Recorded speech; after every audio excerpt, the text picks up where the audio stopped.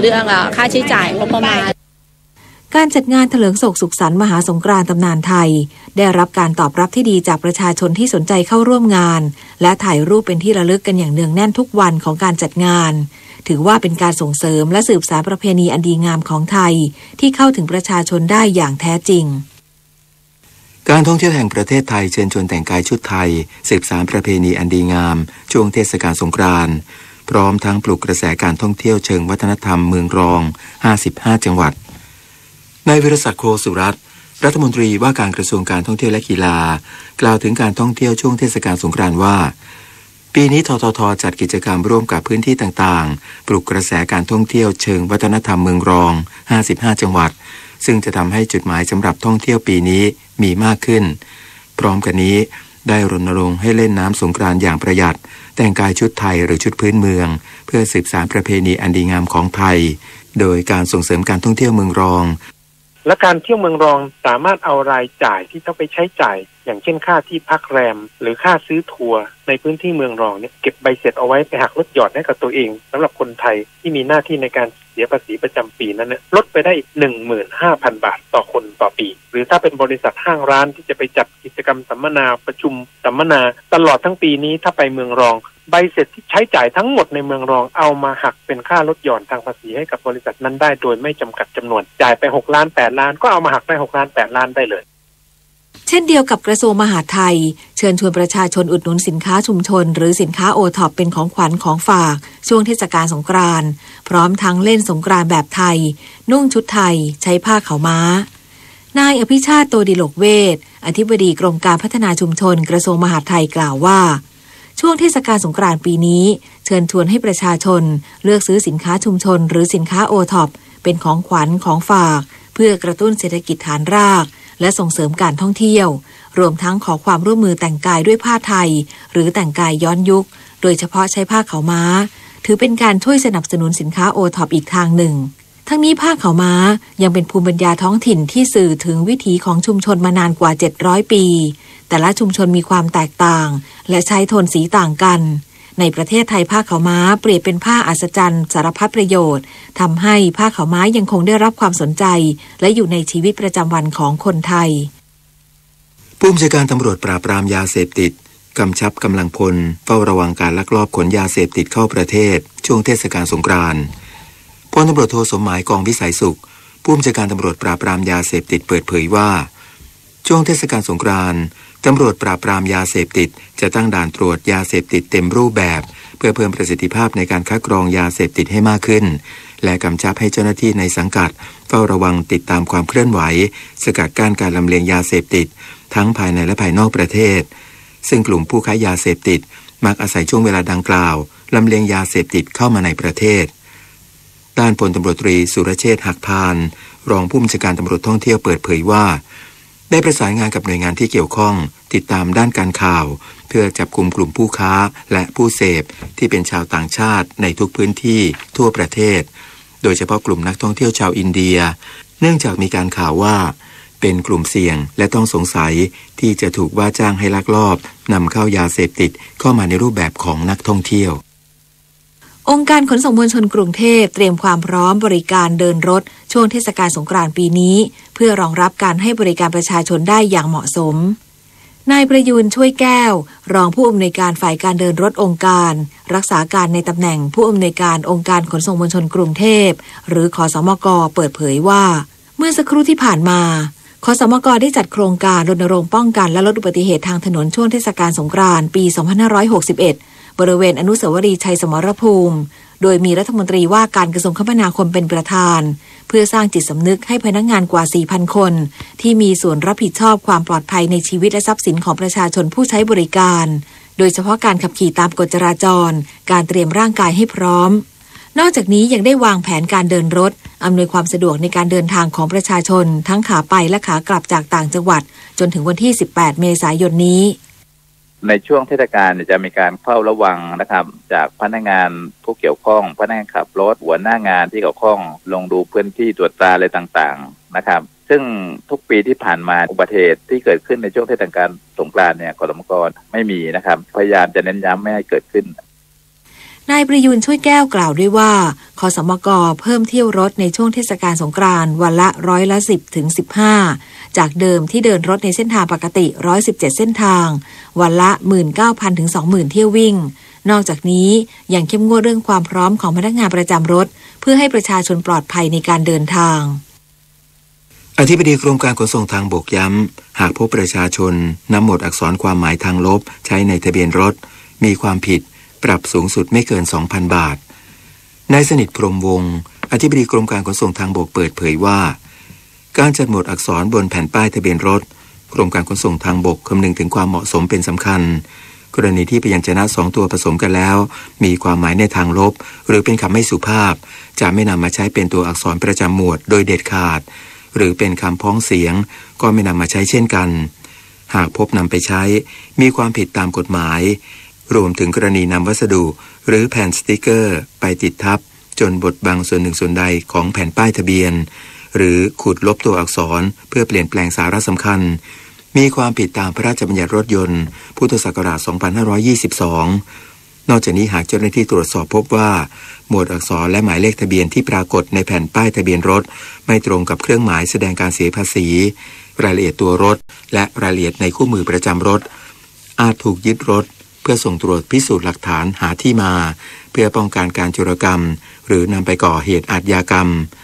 พร้อมแนะนำวิธีการสังเกตแผ่นป้ายทะเบียนที่ออกให้โดยกรมการขนส่งทางบกต้องมีตัวย่อนูนขสมุมด้านล่างขวามีลายน้ำตราเครื่องหมายราชการกรมการขนส่งทางบกปรากฏในแผ่นป้ายทะเบียนรถนายกรัฐมนตรีสนับสนุนสินค้า GI สร้างรายได้เพิ่มมูลค่าผลิตภัณฑ์ชุมชนที่ผ่านมาประสบความสำเร็จหลายพื้นที่พร้อมแนะนำดึงจุดเด่นสร้างเรื่องราวเชื่อมโยงการท่องเที่ยวพลโทสรรเสริญแก้วกำเนิดโฆษกประจำสำนักนายกรัฐมนตรีเปิดเผยว่าพลเอกประยุทธ์จันทร์โอชานายกรัฐมนตรีกล่าวว่าภาวะเศรษฐกิจการค้าและการลงทุนในภาพรวมขณะนี้ถือว่าดีขึ้นกว่าช่วงที่ผ่านมา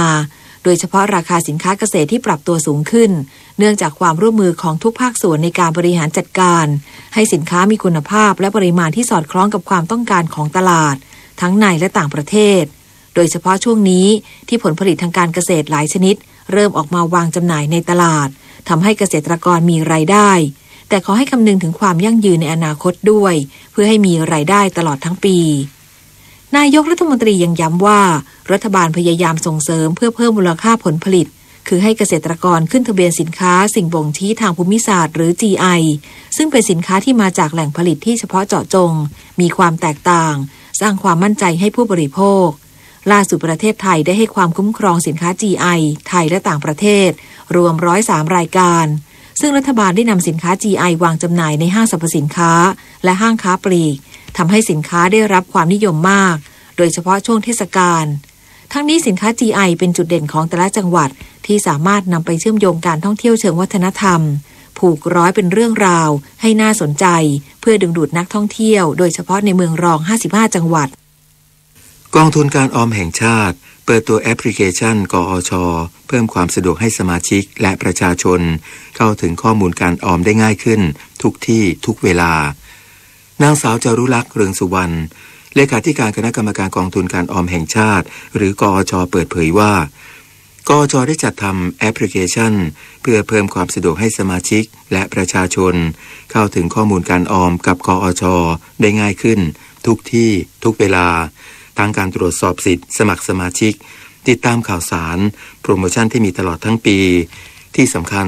สมาชิกสามารถเข้าสู่ระบบเพื่อดูยอดรวมเงินออมทั้งหมดของตนเองพร้อมรายละเอียดยอดรวมเงินออมทั้งยอดเงินสะสมประวัติการฝากเงินและเงินสมทบที่ได้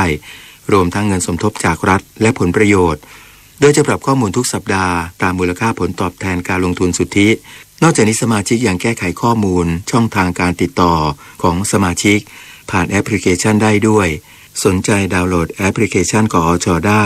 ผ่านสมาร์ทโฟนทุกระบบเพียงพิมพ์คำค้นหากอช.หรือสแกนดาวน์โหลดผ่าน QR Code ได้ที่เว็บไซต์กอช. www.nsf.or.th ต่อจากนี้ไปขอเชิญรับฟังไทยคู่ฟ้าครับ รัฐบาลเร่งรัดพัฒนาเศรษฐกิจและสังคมจังหวัดชายแดนภาคใต้เพื่อสร้างความอยู่ดีกินดีแก่ประชาชนโดยให้ขยายกำลังการผลิตปาล์มน้ำมันและเตรียมมาตรการรองรับราคาปาล์มน้ำมันจัดสรรพื้นที่สาธารณะเพื่อปลูกมะพร้าวและส่งเสริมให้ภาครัฐเอกชนประชาชนบริหารจัดการร่วมกันส่งเสริมการผลิตไฟฟ้าชีวมวลให้แล้วเสร็จในปีนี้ก่อสร้างท่าเทียบเรือปัตตานีและท่าอากาศยานเบตงให้แล้วเสร็จโดยเร็วสร้างแพ็กเกจและกิจกรรมการท่องเที่ยวชุมชนให้เชื่อมโยงกับวิถีชีวิตเกษตรโดยเน้นสร้างเรื่องราวให้น่าสนใจเพื่อดึงดูดนักท่องเที่ยวรวมทั้งพัฒนาการศึกษาที่เน้นให้คนมีอาชีพและส่งเสริมหลักสูตร2 ภาษาทั้งนี้นายกรัฐมนตรีกำชับให้หน่วยที่เกี่ยวข้องดำเนินการอย่างรวดเร็วและเกิดประโยชน์สูงสุดครับร่วมเดินหน้าประเทศไทยกับสำนักโฆษกสำนักเลขาธิการนายกรัฐมนตรีการดำรงชีวิตที่ดีจะต้องปรับปรุงตัวตลอดเวลาและการปรับปรุงตัวนี้จะต้องมีความเพียรและความอดทนเป็นที่ตั้งถ้าคนเราไม่หมั่นเพียรไม่มีความอดทนก็อาจจะท้อใจไปโดยง่ายเมื่อท้อใจไปแล้วไม่มีทางที่จะมีชีวิตเจริญรุ่งเรืองแน่ๆพระราชดำรัสพระบาทสมเด็จพระปรมินทรมหาภูมิพลอดุลยเดชบรมนาถบพิตรข้าราชการต้องแยกเรื่องส่วนตัวออกจากตำแหน่งหน้าที่และยึดถือประโยชน์ส่วนรวมของประเทศชาติเหนือกว่าประโยชน์ส่วนตนสารประโยชน์ของชาติและปวงประชาอีกหนึ่งหัวข้อเรื่องจริยธรรมที่ข้าราชการพลเรือนทุกคนพึงควรปฏิบัติทำความดีเพื่อชาติไทยขณะนี้เวลา 7:16 นาทีต่อไปเสนอข่าวต่างประเทศนานาชาติต่างประณามและแสดงความเกรี้ยวกราดหลังมีการใช้อาวุธเคมีโจมตีในเมืองดูราที่กลุ่มกบฏยึดครองทางภาคตะวันออกของซีเรียซึ่งทำให้ประชาชนเสียชีวิตหลายสิบคนโดยประธานาธิบดีโดนัลด์ทรัมป์ผู้นำสหรัฐได้ทวีตข้อความว่ามีผู้เสียชีวิตจำนวนมากรวมทั้งผู้หญิงและเด็กจากการโจมตีด้วยอาวุธเคมีในซีเรียซึ่งประธานาธิบดีบาชาร์อัลอาซาดผู้นำซีเรียและประธานาธิบดีวลาดิเมียร์ปูตินผู้นำรัสเซียจะต้องรับผิดชอบและจะได้รับบทเรียนราคาแพงขณะที่สหภาพยุโรประบุว่ามีหลักฐานบ่งชี้ว่ารัฐบาลซีเรียใช้อาวุธเคมีโจมตีเมืองดูราพร้อมประณามการกระทำดังกล่าวและเรียกร้องให้ประชาคมโลกตอบโต้ทันทีอีกทั้งยังขอให้อิหร่านและรัสเซียเป็นพันธมิตรสำคัญของซีเรียช่วยป้องกันไม่ให้เกิดเหตุเช่นนี้อีกThe Wall Street Journal และ Washington Post รายงานอ้างเจ้าหน้าที่รัฐบาลสหรัฐเมื่อวานนี้ว่าเจ้าหน้าที่เกาหลีเหนือได้บอกกล่าวกับรัฐบาลสหรัฐว่านายคิมจองอึนผู้นำเกาหลีเหนือพร้อมที่จะหารือกับสหรัฐเรื่องการปลดอาวุธนิวเคลียร์ซึ่งทำให้เชื่อมั่นว่าอาจนำไปสู่การพบปะกับประธานาธิบดีโดนัลด์ทรัมป์ผู้นำสหรัฐและนับเป็นครั้งแรกที่เกาหลีเหนือมีท่าทีดังกล่าวโดยตรงต่อสหรัฐจากที่แล้วมาจะถ่ายทอดผ่านนายซุงอุยยองที่ปรึกษาด้านความมั่นคงแห่งชาติเกาหลีใต้ทั้งนี้เกาหลีเหนือประกาศเมื่อเดือนก่อนว่านายคิมตกลงจะประชุมสุดยอดครั้งประวัติศาสตร์กับประธานาธิบดีทรัมป์ในสิ้นเดือนพฤษภาคมนี้แต่หลังจากนั้นก็ไม่มีความเคลื่อนไหวใดๆจากเกาหลีเหนืออีกตำรวจจับกุมผู้ต้องสงสัย6คนที่เชื่อว่าอาจเกี่ยวข้องกับการวางแผนก่ออาชญากรรมรุนแรงในงานแข่งขันวิ่งฮาล์ฟมาราธอนที่กรุงเบอร์ลินเมืองหลวงของเยอรมนีสำนักงานอัยการและตำรวจในกรุงเบอร์ลินระบุในแถลงการณ์ว่าผู้ต้องสงสัยทั้ง6คนมีอายุระหว่าง 18-21 ปีถูกจับกุมตัวได้เมื่อวานนี้หลังเจ้าหน้าที่บุกเข้าตรวจค้นในเขตชาร์ลอตเทนเบิร์กวินเมอร์สดอร์ฟและเขตนอยโคโรนแต่เนื่องจากยังอยู่ในระหว่างการสอบสวนจึงไม่สามารถเปิดเผยรายละเอียดอื่นๆได้อย่างไรก็ตามการแข่งขันวิ่งเบอร์ลินฮาล์ฟมาราธอนเมื่อวานนี้ได้ผ่านพ้นไปด้วยดีโดยไม่มีเหตุร้ายใดๆเกิดขึ้นท่ามกลางการรักษาความปลอดภัยอย่างเข้มงวดและมีผู้เข้าร่วมแข่งขันถึง 36,000 คนซึ่งถือเป็นสถิติใหม่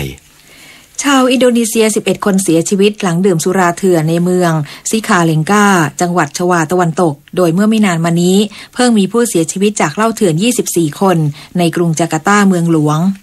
ตำรวจท้องที่เปิดเผยว่าชาวบ้าน27คนล้มป่วยเมื่อดื่มสุราเถื่อนเข้าไปทั้งหมดถูกนำตัวส่งโรงพยาบาลแต่ในจำนวนนี้11คนเสียชีวิตลงในเวลาต่อมาส่วนที่เหลือหลายคนอาการอยู่ในขั้นวิกฤตตำรวจเข้า ไปสอบสวนหาร้านจำหน่ายสุราเถื่อนต้นเหตุอย่างไรก็ตามขณะนี้ยังไม่มีการจับกุมผู้ต้องสงสัยใดๆทั้งนี้เมื่อสัปดาห์ที่แล้วมีผู้ถูกจับกุม1 คนในกรุงจาการ์ตาหลังแอบต้มสุราเถื่อนซึ่งทำให้มีผู้เสียชีวิตไปถึง24 คนต่อไปรับฟังข่าวกีฬาค่ะจักรยานทางไกลนานาชาติทัวร์ออฟไทยแลนด์ชิงถ้วยพระราชทานสมเด็จพระเทพรัตนราชสุดาสยามบรมราชกุมารีในประเภททีมและบุคคลหญิงที่จังหวัดขอนแก่นมีทีมจากชาติต่างๆเข้าร่วมการแข่งขันถึง15ทีมโดยการแข่งขันในวันแรกจุฑาทิพย์มณีพันธ์นักกีฬาจักรยานทีมชาติไทยครองตำแหน่งชนะเลิศโดยทำเวลาได้ทั้งหมด 56.37 นาทีนอกจากนั้นยังครองแชมป์อาเซียนประจำวันและขึ้นนำเป็นผู้ที่ทำคะแนนรวมใส่เสื้อเขียวลงแข่งขันในวันนี้ด้วยส่วนการแข่งขันในประเภททีมไทม์ไทอัมนักกีฬาจากรัสเซียทำเวลาได้ดีที่สุดเป็นอันดับที่1 25 นาที 36.10 วินาทีสำหรับการแข่งขันในวันนี้จะเป็นการแข่งขันในประเภทถนนระยะทาง 117.45 กิโลเมตรเริ่มจากบริเวณบึงแก่นนครผ่านโรงพยาบาลศรีนครินทร์เข้าไปยังอุทยานแห่งชาติน้ำพองและมีเส้นชัยที่บริเวณหน้าที่ว่าการอำเภอบ้านฝางจังหวัดขอนแก่นเทควันโดยูธโอลิมปิกรอบคัดเลือก World Qualification ที่ประเทศอินโดนีเซียมีนักกีฬาจากทั่วโลกกว่า400คนเข้าร่วมการแข่งขันรุ่น55กิโลกรัมหญิงการธิดาแสงสินในรอบ16คนชนะฟลอเรนเซียคาซินโยเซโกเรียจากชิลี21-10ผ่านเข้าถึงรอบก่อนรองชนะเลิศและได้สิทธิ์เข้าร่วมการแข่งขันยูธโอลิมปิกเกมส์ที่อาร์เจนตินาในเดือนตุลาคมแน่นอนแล้วและชนะวานิซาเบคสไตน์จากเยอรมนี11-7ผ่านเข้าสู่รอบรองชนะเลิศก่อนที่จะแพ้อาโบอับรัมจากจอร์แดน6-8ในรอบรองชนะเลิศขณะที่ในรุ่นน้ำหนักตัวไม่เกิน63กิโลกรัมชายนรพงษ์เทพเสนผ่านเข้าถึงรอบก่อนรองชนะเลิศและได้อีก1โควต้าเข้าร่วมยูธโอลิมปิกเกมส์แบดมินตัน SCG Junior Championship ครั้งที่38ซึ่งจัดขึ้นโดย SCG และสำนักงานทรัพย์สินส่วนพระมหากษัตริย์ร่วมกับสมาคมกีฬาแบดมินตันแห่งประเทศไทยสนามที่3ในรอบคัดเลือกตัวแทนภาคตะวันออกเฉียงเหนือที่จังหวัดอุดรธานีรอบชิงชนะเลิศในรุ่นอายุไม่เกิน19ปีชายเดียวชาวฤทธิ์ขำลักมือวางอันดับที่1ของรายการชนะสหัสวัฒน์โมทะจิต2-1เกมและในประเภทหญิงเดี่ยวภัควดีสุขใจมือวางอันดับที่1ของรายการชนะรัญชิดาสุขใจ2-0เกมวอลเลย์บอลรายการพิเศษโคเรียไทยแลนด์โปรวอลเลย์บอลออลสตาร์ซุปเปอร์แมตช์ที่ประเทศเกาหลีใต้ทีมหญิงของไทยพบกับเกาหลีใต้และไทยเป็นฝ่ายชนะ3-2เซต26-24 13-25 21-25 25-12และเซตสุดท้ายไทยชนะ15-13ทีมวอลเลย์บอลหญิงไทยมีโปรแกรมที่จะลงแข่งขันต่อเนื่องในรายการวอลเลย์บอลเนชั่นลีกซึ่งการแข่งขันสนามแรกจะมีขึ้นที่ประเทศเนเธอร์แลนด์ในระหว่างวันที่ 15-17 พฤษภาคมนี้สมภพจันทร์ฝากสถานีวิทยุกระจายเสียงแห่งประเทศไทยรายงานครับต่อไปรับฟังพยากรณ์อากาศค่ะกรมอุตุนิยมวิทยารายงานลักษณะอากาศทั่วไปพยากรณ์อากาศ24ชั่วโมงข้างหน้าบริเวณประเทศไทยตอนบนรวมทั้งกรุงเทพมหานครและปริมณฑลมีอุณหภูมิสูงขึ้นสำหรับภาคใต้มีฝนฟ้าคะนองและฝนตกหนักบางแห่งส่วนคลื่นลมบริเวณอ่าวไทยและทะเลอันดามันมีกำลังแรงโดยมีคลื่นสูง 2-3 เมตรขอให้ชาวเรือบริเวณดังกล่าวเดินเรือด้วยความระมัดระวังและเรือเล็กบริเวณอ่าวไทยควรงดออกจากฝั่งต่อไปอีก1วันลักษณะสำคัญทางอุตุนิยมวิทยาบริเวณความกดอากาศสูงกำลังแรงจากประเทศจีนที่ปกคลุมประเทศไทยตอนบนเริ่มมีกำลังอ่อนลงทำให้ประเทศไทยตอนบนมีอุณหภูมิสูงขึ้นสำหรับลมตะวันออกที่พัดปกคลุมอ่าวไทยและภาคใต้มีกำลังแรงทำให้ภาคใต้มีฝนฟ้าคะนองและมีฝนตกหนักบางแห่งส่วนคลื่นลมบริเวณอ่าวไทยและทะเลอันดามันมีกำลังแรงพยากรณ์อากาศตั้งแต่เช้าวันนี้จนถึงเช้าวันพรุ่งนี้ภาคเหนือมีเมฆบางส่วนภาคตะวันออกเฉียงเหนือมีเมฆบางส่วนภาคกลางมีเมฆบางส่วนภาคตะวันออกมีเมฆบางส่วนลมตะวันออกเฉียงเหนือความเร็ว 20-35 กิโลเมตรต่อชั่วโมงทะเลมีคลื่นสูงประมาณ2เมตรภาคใต้ฝั่งตะวันออกมีเมฆมากกับมีฝนฟ้าคะนอง60%ของพื้นที่ส่วนมากบริเวณจังหวัดนครศรีธรรมราชพัทลุงสงขลาปัตตานียะลาและนราธิวาส ตั้งแต่จังหวัดชุมพรขึ้นมาลมตะวันออกเฉียงเหนือความเร็ว 20-35 กิโลเมตรต่อชั่วโมงทะเลมีคลื่นสูงประมาณ2เมตรบริเวณที่มีฝนฟ้าคะนองคลื่นสูงมากกว่า2เมตรตั้งแต่จังหวัดสุราษฎร์ธานีลงไปลมตะวันออกความเร็ว 20-40 กิโลเมตรต่อชั่วโมงทะเลมีคลื่นสูง 2-3 เมตรภาคใต้ฝั่งตะวันตกมีเมฆมากกับมีฝนฟ้าคะนอง30%ของพื้นที่บริเวณจังหวัดระนองพังงาภูเก็ตและสตูล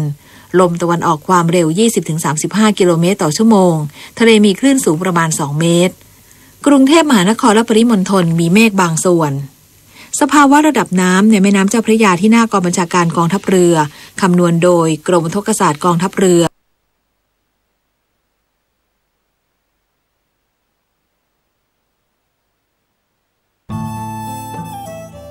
ท่านกำลังติดตามรับฟังสถานีวิทยุกระจายเสียงพระพุทธศาสนาแห่งชาติและสังคมคลื่นเพื่อการศึกษาพระพุทธศาสนาและวัฒนธรรมระบบ FM 104.5 เมกะเฮิรตซ์รายการต่อไปเป็นรายการธรรมะเพื่อประชาชนดำเนินรายการโดยพระครูธีระสุตพจน์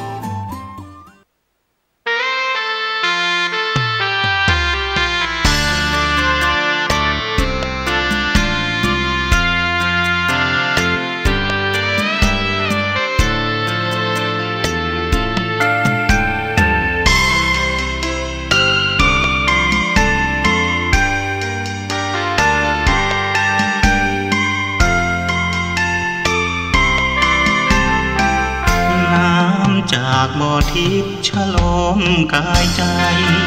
ก่อนเดินขึ้นมากราบไหว้พระธาตุคู่ดอยสุเทพเทวา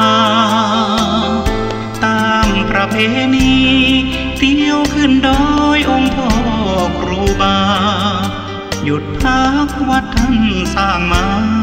เดิมชื่อว่าสกินาคามี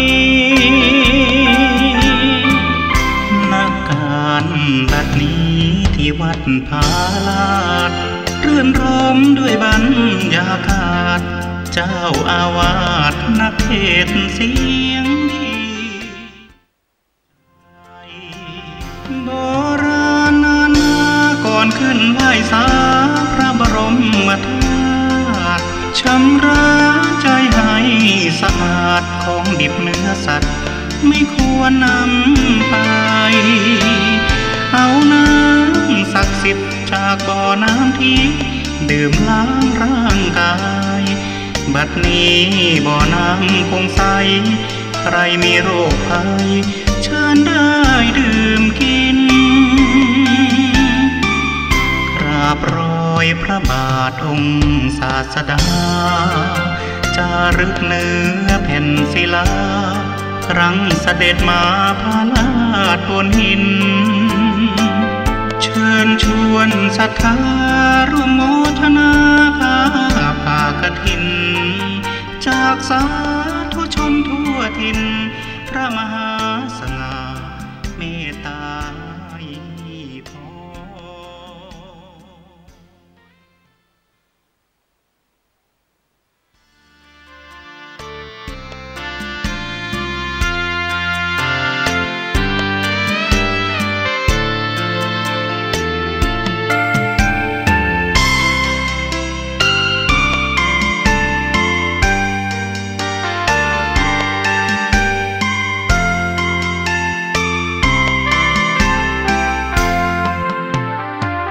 อโบราณนาก่อนขึ้นไหว้สาพระบรมธาตุชำระใจให้สะอาดของดิบเนื้อสัตว์ไม่ควรนำไปเอาน้ำศักดิ์สิทธิ์จากบ่อน้ำทิพย์ดื่มล้างร่างกายบัดนี้บ่อน้ำคงใสใครมีโรคภัยเชิญได้ดื่มกิน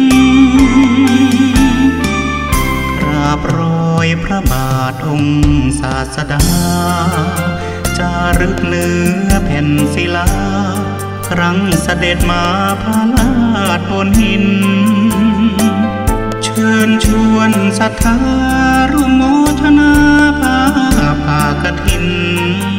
จากสาธุชนทั่วถิ่น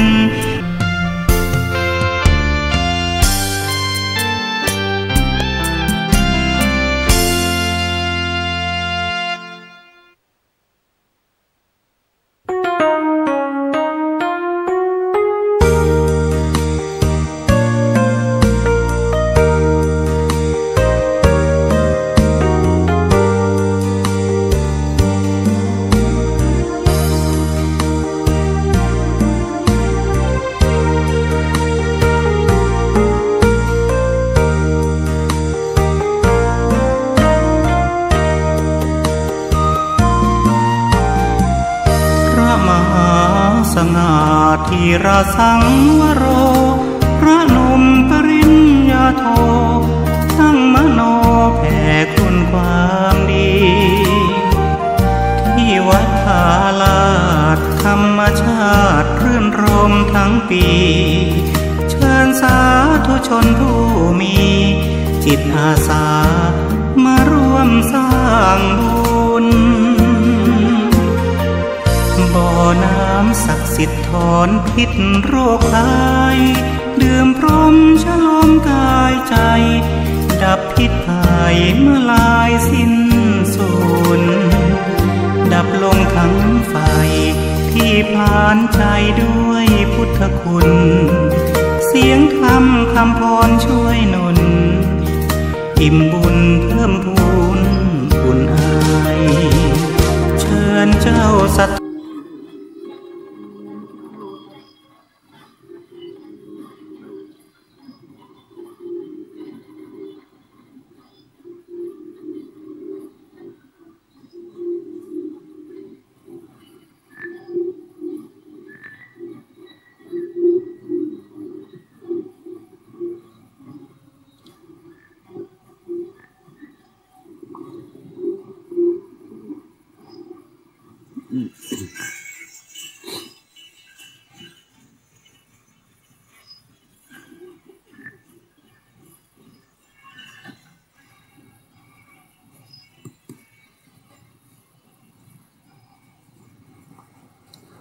ขอน้อมไว้สาบารมีธรรมของแก้วเจ้าทั้งสามคือพระพุทธพระธรรมพระสงฆ์อันเป็นสรณะที่เบื้องสูงสุดในชีวิตขอกราบไว้สาบารมีธรรมของพระมหาเถรานุเถระครูบาอาจารย์เจ้าตลาดจุตนโชงองค์อันมีพระเดชพระคุณหลวงพ่อพระเทพโกศลที่ปรึกษาเจ้าคณะภาค7หลวงพ่อพระเทพปริยัติเจ้าคณะจังหวัดเชียงใหม่เป็นต้นเป็นประธานขอเจริญพรญาติโยมท่านสาธุชนพุทธบริษัททุกท่านที่ติดตามรับฟังรายการธรรมะเพื่อประชาชนทางสถานีวิทยุกระจายเสียงพระพุทธศาสนาแห่งชาติและสังคมคลื่นเพื่อการศึกษาพระพุทธศาสนาและวัฒนธรรมออกอากาศณวัดไผ่หินอำเภอเมืองจังหวัดเชียงใหม่และสถานีวิทยุเครือข่ายคลื่นกัลยาณธรรมของเฮาทุกๆคลื่นเพราะว่าจะเป็นทางวัดป่าแดงมหาวิหารวัดหนองกายอำเภอแม่แตงวัดพระนอนป่าเกตีอำเภอสระปีวัดจ้างกำป่าซางญาติโยมท่านสาธุชนที่อยู่ตังห้วยหยาบห้วยไซออนใต้ออนกลางออนเหนือปูคาบวกกลางอยู่ตังสันบะเกียงป่าเมี่ยงดอยสะเก็ดอยู่ตังร้องสักสันทรายหลวงบ้านต่อเมืองลังป่าตันพระนอนขอนม่วงอยู่ตังโคงเขตของตำบลจ้างเผือกจ้างหม่อยจ้างการหนองหอยหนองเพิ่งอย่างเนิ่งสระปีที่อยู่ตังโคงเขตของ ตำบลหนองหานแม่โจ้สันทรายและก็ญาติโยมท่านสาธุชนที่อยู่ต่างอำเภอต่างจังหวัดต่างประเทศอยู่ต่างอินเทอร์เน็ตและก็ที่รับชมรับฟังอยู่ทาง VTV No. 1ทางการสื่อสารของเมืองเชียงใหม่ทุกท่านตัวจะวันนี้มาพบมาปากันหลังจากที่เราท่านทั้งหลายได้ฟังน้ำฟังธรรมฟังข่าวสารบ้านเมืองจบลงไปแล้วเราก็กลับมาเวลาของรายการ ธรรมะเพื่อประชาชนเริ่มต้นรายการวันนี้สำนวนล้านนาภาษากำเมืองวันนี้ขอเสนอคำว่าฮื้อได้เหลือฮื้อได้เหลือ ขอสุมาภัย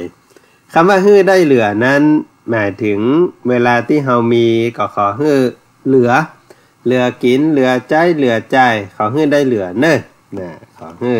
ที่ได้มีไปนี่บัดนี้ฮื้อมันไปแล้วมันบักกุ้มบักกุ้มกินบักกุ้มจ่ายบักกุ้มใจก็ขอฮื้อได้เหลือรายรับไม่สำคัญเท่ารายเหลือรายเหลือดังนั้นเวลาใช้จ่ายถ้ามีเหลือกินเหลือใจเหลือจ่ายนั้นถือว่าเป็นสิ่งที่ดีขอให้ได้เหลือบ่ว่าจะเป็นเงินทองบ่ว่าจะเป็นเสื้อผ้าบ่ว่าจะเป็นอาหารการกิน เข้าของเครื่องใจกูอย่างนี่เป็นว่าของเงินได้เหลือถ้าได้เหลือนี่ดูตั้งหมดอะเงินทองก็ได้เหลือของใจก็ได้เหลืออาหารการกินก็ได้เหลือแน่นี้เหลือหมดดูตั้งกินดูตั้งใจจะเก็บไว้ก็ดูตั้งแล้วก็ยังดูตั้งได้เป็นทานเพื่อที่จะได้แจกจ่ายทำบุญสุนทรทานแบ่งพี่แบ่งน้องสืบต่อไปอันนี้ขอให้ได้เหลือที่ปีเก่าที่ผ่านมาแล้วก็แล้วไปเนอะที่แล้วก็แล้วไปปีใหม่นี้ก็ขอให้ญาติโยมท่านสาธุชนท่านผู้ฟังทุกท่านตั้งแต่นี้ไปก็ขอให้ได้เหลือเหมือนกันทุกผู้ทุกคนบอกว่าจะเป็นอะไรยังก็ตามเนาะใครให้มีอย่างเหลือขอให้เหลือเหลือกินเหลือใจขออย่างเดียวจะไม่เหลือขอ ถ้าเหลือขอนี่โอ้นักแก่พ่องเนาะมันลึงถ้าลึงนี่อู้กันมาฟังกันถ้าได้จริงในการอยู่ร่วมกันในบ้านในเมืองในสังคมมีอย่างเฮาก็อู้กันนักนิดเบาหน่อยอภัยให้กันมีอย่างอู้กันได้ก้อยอู้ก้อยจ่าก้อยเจรจากันไปแต่จริงแล้วทุกสิ่งทุกอย่างที่เกิดขึ้นบางทีเป็นเรื่องน้อยสำหรับเฮาแต่เป็นเรื่องใหญ่สำหรับคนอื่นบางอย่างเป็นเรื่องใหญ่สำหรับเป็นเรื่องใหญ่สำหรับเฮาแต่ในสายตาคนอื่นเนอะเรื่องเล็กนิดเดียวเพราะว่ามันเกิดมาเหมือนกันของสิ่งเดียวกันแต่คนแบบเหมือนกันต่างคนต่างเกิดต่างคนต่างพออย่างเรื่องที่เกิดขึ้นกับบ้านเฮาตอนเนี้ยในสายตาของคนคนหนึ่งว่าก็สละไปหากาตะอี้บ่ได้หรอกหมอกบ้านบักกี้หลังแต่ว่าเอามันเกี่ยวข้องบ่ใจว่าคนสองคนคงเกี่ยวข้องกันหลายอยู่คงตัดสินใจกันยากจะได้ก็ตามตั้งการบ้านเมืองก็ได้นัดฮืออู้จ่าเจรจากันแล้วปิดเส้นต่างเตียวเปิ้นก็ปิดเส้นต่างเตียวถูกเก่าตัวดังนั้นก็เวลาจะอู้จะจาก็เพื่อตั้งให้เปิ้นเตียวตัวอย่างน้อยที่สุดเนาะเล่นขวางกองกีดเนี่ย มันก็อีใจหน่อยแบ่งตั้งให้เตียวตัวเปิ้นเตียวได้เฮาเตียวได้เปิ้นไปได้เฮาไปได้มาได้อย่างน้อยที่สุดอาจจะทิ่มจะต่ำกันหน่อยไล่จะจนกันนิดหน่อยก็ไม่เป็นไรแต่ขอให้แบ่งตั้งออกให้กันอย่างน้อยนึงเนาะเจ๊กุ้งมันแบ่งหูอยู่เนี่ยมันยังแบ่งป่องเปียวเอาไว้นะ แบ่งป่องเปียวเอาไว้ออกอันนั้นเฮาก็แบ่งตั้งออกเปิ้นบ่ตันแบ่งเฮาก็แบ่งอย่างน้อยเนาะแบ่งตั้งออกให้เปิ้นแบ่งตั้งออกให้เฮาเพราะนั้นหาทางออกร่วมกันเพื่อไปสู่เป้าหมายที่ดีที่งามของการดำเนินชีวิตของการทำเพื่อบ้านเพื่อเมืองกันสืบต่อไปถ้าเกินหาเรื่องของตัวเก่าเอาตัวเก่าเป็นหลักอันนี้ก็ลำบากใจน้อยแต่ว่าถ้าเผื่อเหลือเอาไว้น้อยนะเผื่อเหลือเผื่อขาดการเจรจาก็เผื่อเหลือเผื่อขาดไว้ตัวเนาะปอการไม่กล้าขายครัวนี่ค่าได้กำไร100แต่ถ้าเพิ่นต่อลงมาหน่อยเราลดได้ก็ลดได้นะลดได้อยู่ขายครัวยังต่อได้เนาะขายครัวก็ต่อได้จิ้นลาบก็ยังลดราคาลงมาหน่อยก็ยังได้ซื้อผ้าซื้อครัวก็ลดราคาได้ดังนั้นการอู้การจ่ายกันก็ลดได้เป็นหยังเนาะลดลาวาสอกกันไปยอมกันไปอู้จ่ากันดีๆเนอะดังนั้นก็ฮือได้เหลือแต่บัดนี้เหลือกรรมกันถ้าเหลือกรรมกันนี่จะยุ่งลูกเหลือกรรมพ่อแม่เนาะสามีภรรยาครูบาอาจารย์ลูกศิษย์ลูกหาเหลือกรรมครูบาอาจารย์นี่ก็ถ้าเหลือกรรมนี่ก็ยุ่งหน่อยแต่ถ้าขอให้ได้เหลือกินเหลือจ่ายเหลือใจเป็นคนมั่งมูลตื่นเต้าสืบต่อไปอันนี้จะเป็นเรื่องที่ดีที่งามไปพักฟังเสียงเพลงกันสักหนึ่งเพลงแล้วก็กระเดปิกมาอู้มาจามาปะกันทำกรรมเนอะ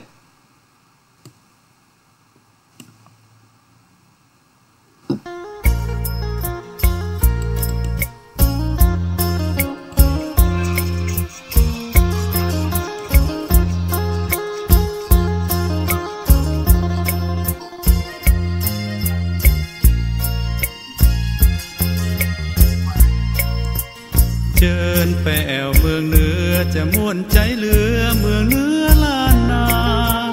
งามธรรมชาติบ้านป่าม่วนใจแท้นายามได้มาหันเมืองน่านลำพูนเชียงใหม่แม่ฮ่องสอนไฉไลเมืองตากในฝันประเพณีทุกปีม่วนงันป ประเพณีทุกปีม่วนงานหมู่เฮาร่วมกันฟังเทศธรรมกำปอน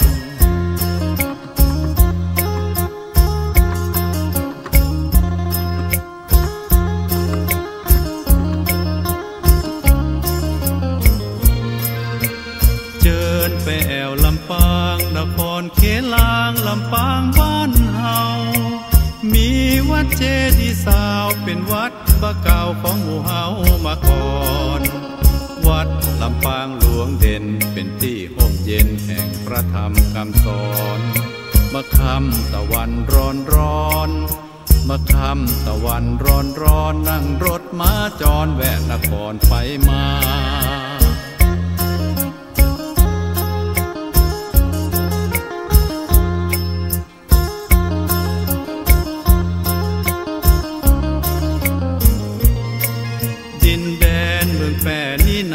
ได้ไปสักคราซาบซึ้งตรึงใจ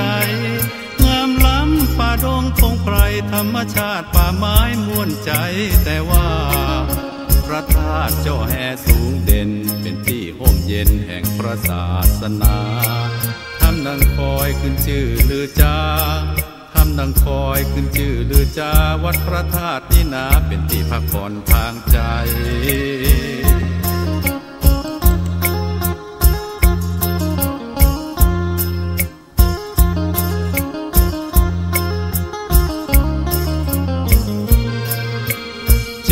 ไปแอวเชียงหายป่อขุนเมงรายป่อเมืองบ้านเฮา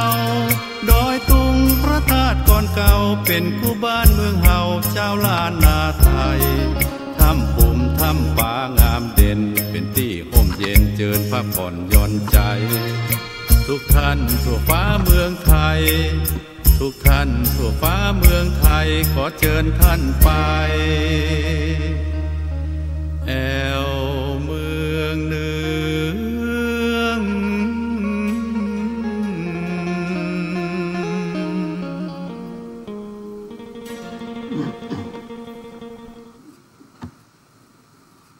อันนี้ก็เป็นเรื่องของการแอวเมืองเหนือนะเสียงเพลงม่วนๆจากท่านอาจารย์พระครูสมุวิสุวัฒน์วรกิจโยวันนี้ฟังเพลงจากหลวงพี่นะหลวงพี่ท่านอาจารย์วิสุวัฒน์เปิดเพลงให้อยากให้เฮาท่านทั้งหลายนี่แอวบ้านเฮาเขตแดนล้านนานี่พูดถึงว่าถ้ามีเวลาไปนี่แต่ละที่แต่ละแห่งก็ม่วนก็งานแบบว่าจะเป็นแม่ฮ่องซอนเจียงไฮ้แป้นั่นพะเยาเนาะการในของเขตนี้ก็แอวกันหมดและลงไปถึงแม่ฮ่องซอนเลาะตามจังหวัดต่างๆเนาะแต่ละเทศกาลแต่ละฤดูกาลก็จะมีช่วงเวลาของการได้เปิดบ้านเปิดเมืองพักผ่อนหย่อนใจได้แต่ว่าในส่วนของเฮาท่านทั้งหลายนั่นนี่บ่ฮู้ไหนเนอะเนาะนั่นก็นี่เป็นเรื่องราวของการเป็นเรื่องราวของการแอวเนาะ เป็นเรื่องราวของการแอวเพราะนั้นเวลาที่เฮาท่านทั้งหลายมีเวลาได้แอวตามบ้านตามจองตามบ้านตามเมืองตามสถานที่ต่างๆนั้นถ้ามีเวลาก็เดินทางไปโดยเฉพาะในช่วงปีใหม่นี่คงไม่ได้ไปไหนเตี้ยแต่ละท่านก็คงเตรียมตัวเตรียมการที่จะปิกมาแอวบ้านแอวจองปิกมาหาพ่อปิกมาหาแม่ปิกมาอยู่กับครอบครัวของเฮาเพราะว่าในครอบครัวของเฮานั้นมีพ่อแม่รออยู่บางผู้บางท่านก็มาเพื่อที่จะมาต้านการเข้าขันน้ำให้พ่อแม่ปู่ย่าตายายเพราะว่าท่านจากเฮาไปแล้วแต่ในคณะเดียวกันก็จะได้มีเวลาได้อยู่กับพี่กับน้องแล้วก็มีเวลาได้ไปแอวหาครูบาอาจารย์มีเวลาได้ไปรดน้ำดำหัวแล้วก็มีเวลาได้แอวม่วนๆกับเพื่อนกับฝูงกับญาติสืบต่อไปเล่นน้ำกันแบบว่าจะเริ่มต้นปีนี้เพิ่นมีวันหยุดให้ตั้งแต่วันที่12 13 14 15 16แล้วก็จะไปเริ่มยาการในการทำกรรมก็17 18ว่ากันไปเนาะช่วงนั้นก็จะเป็นช่วงที่เฮาท่านทั้งหลายนั้นได้พอคอยดูแลเกี่ยวกับเรื่องของการประเพณีวัฒนธรรมเนาะในพื้นบ้านล้านนาเชียงใหม่เฮานั้นก็มีเรื่องของประเพณี เป็นสิ่งที่ดีเป็นสิ่งที่อยู่ในบ้านในเมืองในท้องถิ่นเฮานี้ดำเนินชีวิตในสิ่งเหล่านี้ก็ถือว่าหมู่เฮาที่ได้มีโอกาสพบปะกันในช่วงเวลานี้พี่น้องปิกมาปะกันเพื่อนฝูงปิกมาปะกันแอวตัวกันเนาะเล่นน้ำ ตอนนี้เป็นล้างคือเวียงแล้วนะเกี่ยมกันจะเล่นน้ำแล้วนั่นก็เป็นสิ่งที่ฝากญาติโยมท่านสาธุชนเอาท่านทั้งหลายเอาไว้เนอะหลังจากที่รดน้ำดำหัวครูบาอาจารย์ยังเสร็จเรียบร้อยจะไปทางใดนั่นก็แล้วแต่เนาะแล้วแต่ก็ไปแอวไปพอไปกอยไปจะไปยื้อทางใดนั่นก็ตามสบายแต่บางผู้บางท่านก็ว่าเนี่ยยุดตึก17อันนะ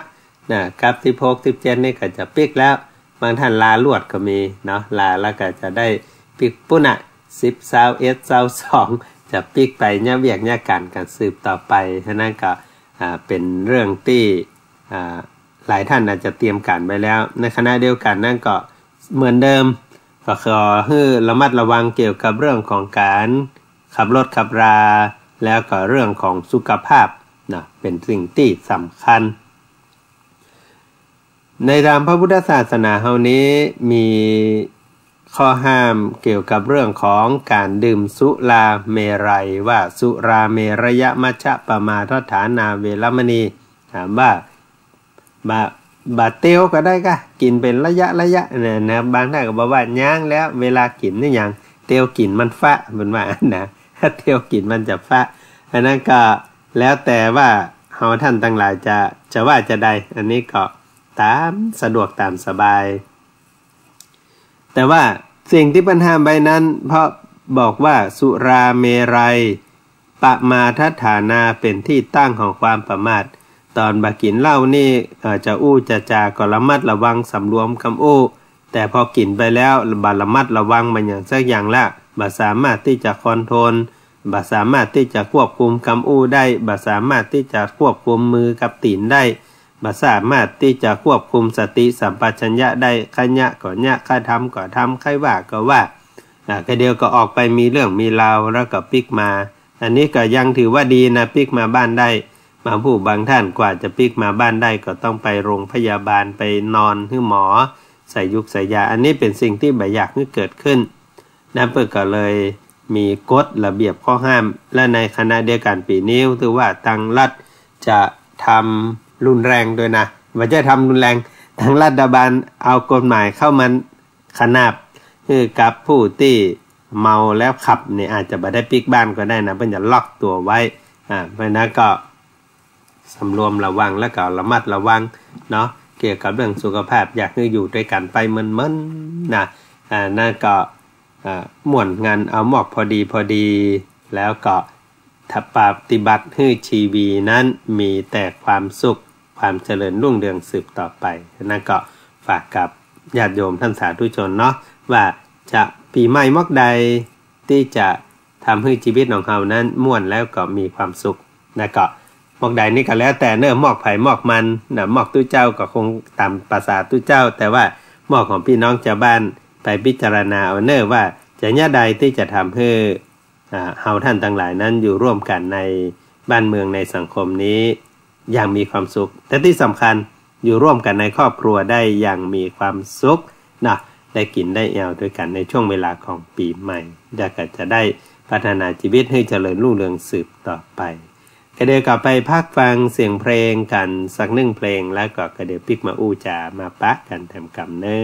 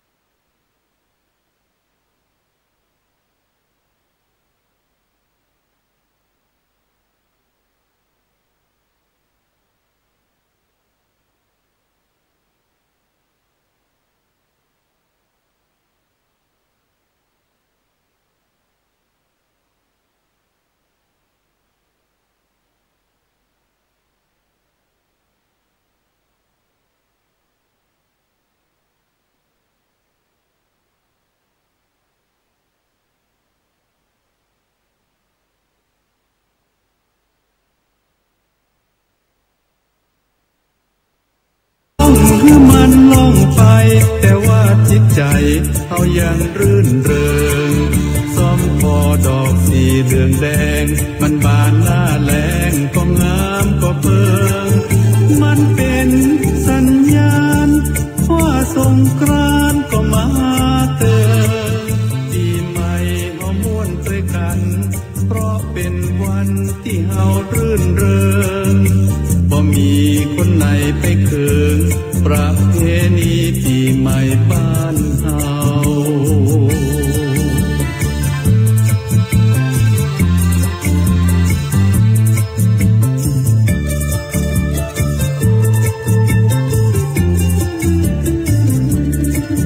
ปีใหม่บ้านเฮาปีนี้เฮาม่วนกันดีบ่มีเงียบเหงาความคิดหวังในใจของเฮาคือปีเก่ามันปาเลยไปดำหัวพ่อแม่ของเฮาคนแก่คนเฒ่าที่เปิ้นห่วงใย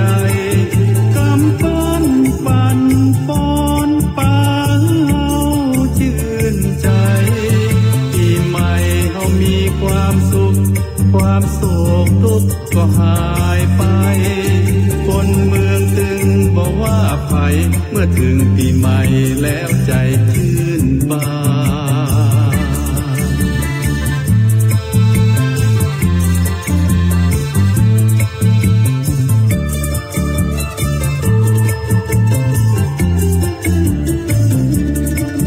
ปีใหม่บ้านเฮาปีนี้เฮาม่วนกันดีบ่มีเงียบเหงาความคิดหวังในใจของเฮาคือปีเก่ามันปาเลยไปดำหัวพ่อแม่ของเฮาคนแก่คนเฒ่าที่เปิ้นห่วงใยคำปั้นปั่นป้อนปาเฮาชื่นใจปีใหม่เฮามีความสุขความโศกทุกข์ก็หายไปคนเมืองตึงบอกว่าไผเมื่อถึงปีใหม่แล้วใจชื่นบาน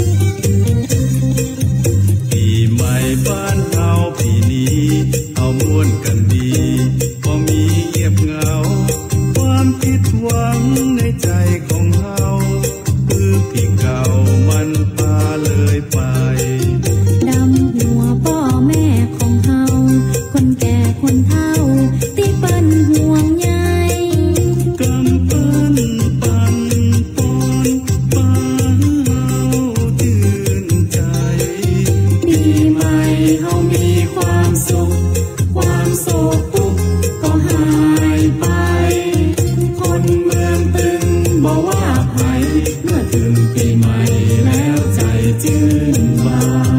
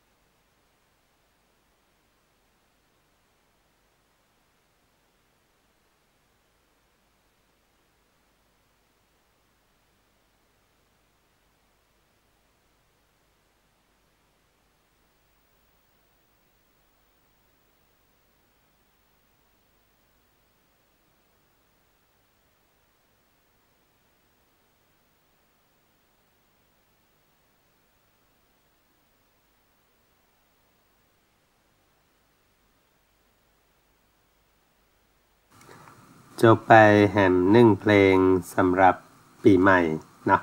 นำมาฝากกับญาติโยมท่านสาธุชนเราท่านทั้งหลายในช่วงเวลาเช้าของวันนี้ขอบคุณท่านอาจารย์พระครูสมุวิสุวัฒน์ที่ช่วยพอคอยดูแล จนกระทั่งว่าเอาสลับเสียงแต่ว่าจะต้องทดลองแฮมหลายเตื้ออยู่เนาะกว่าที่จะเข้าตีเข้าตางยังได้ก่อฝากเขาท่านทั้งหลายเข้าสู่ช่วงประเพณีของปีใหม่รักษาวัฒนธรรมที่ดีงามของเฮาเอาไว้วัฒนธรรมคือวิถีชีวิตที่โบราณอาจารย์พ่อแม่ครูบาอาจารย์ได้สะสมสร้างสมมาถ่ายทอดมาจนกระทั่งถึงเวลาที่เฮาท่านทั้งหลายได้กินได้ใจ ก็ขอเฮาท่านทั้งหลายได้ใจสิ่งที่ได้รับเป็นมรดกตกทอดซึ่งสืบมาละเป็น100 ปีเป็นพันปีใจสิ่งที่ดีที่งามจากนี้ไปเพื่อพัฒนาชีวิตของเฮาแล้วก็ช่วยกันทำชีวิตของเฮาครอบครัวลูกหลานและที่สำคัญช่วยกันแปลงบ้านแปลงเมืองให้เฮาเป็นนครเชียงใหม่ที่มีความรุ่งเรืองด้วยวัฒนธรรมปีใหม่ปีนี้เห็นหลายภาคส่วนอู้กันว่าจะรณรงค์เรื่องของการแต่งตัวพื้นเมืองแล้วก็ออกเล่นน้ำปีใหม่ตามวัฒนธรรมที่ดีงามโดยการนำของวัฒนธรรมจังหวัดเชียงใหม่แล้วก็ภาคราชการหันเปิ้นถ่ายรูปกันมาก็เป็นดีน่าฮักแล้วก็เป็นสิ่งที่ดีที่งามอยากจะหันเอาด้านทั้งหลายช่วยกันปีนี้แต่งตัวแบบพื้นเมืองแล้วก็ออกมาเล่นน้ำปีใหม่ออกมาช่วยกันรณรงค์รักษาประเพณีวัฒนธรรมที่ดีงามของตามบ้านเฮาตามกำหนดการที่ทางการเปิ้นได้กล่าวไว้วันนี้เวลาของรายการหมดลงแล้วก็เดี๋ยวก็ไปฟังรายการเสียงจากชุมชนป่าแดงสันทรายหลวงจากตุปิเอเป็นลำดับไปขอพระมีแก้วเจ้าทั้ง3กุณทานศีลภาวนาปกคมรักษาครูบาอาจารย์ญาติโยมท่านสาธุชนทุกท่านอยู่เย็นเป็นสุขจุ่มเนื้อเย็นใจสุขภาพพลานามัยสมบูรณ์แข็งแรงเหมือนกันทุกท่านทุกคนเทินขอเจริญพร